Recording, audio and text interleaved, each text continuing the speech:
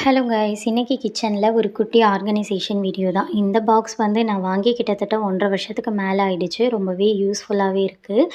இது வந்து தாராளமாக கிட்டத்தட்ட 2 கிலோ அளவுக்கு வந்து பொருள் வந்து பிடிக்கும். இந்த வெள்ளை சுண்டல் இருக்குல்ல, அது வந்து வெள்ளை பட்டாணி இருக்குல்ல, அது வந்து 1/2 கிலோ அளவு நான் பிரிக்காமல் அப்படியே வந்து கொட்டியிருக்கேன். அதனால மேலே வர இருக்குது. மீதியெல்லாம் நான் கொஞ்சம் கொஞ்சம் யூஸ் பண்ணிட்டேன். அதனால கொஞ்சம் கம்மியாகவே இருக்குது.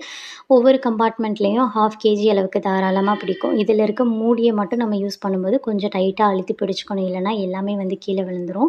கொஞ்சம் கேர்ஃபுல்லாக யூஸ் பண்ணோம் அப்படின்னா தாராளமாகவே நல்லாவே வந்து யூஸ் ஆகிக்கும். அப்புறம் நேற்று ஹஸ்பண்ட் கொஞ்சம் வெங்காயம்லாம் வாங்கிட்டு வந்திருந்தாங்க. அதெல்லாம் எடுத்து வைக்காமல் இருந்தது.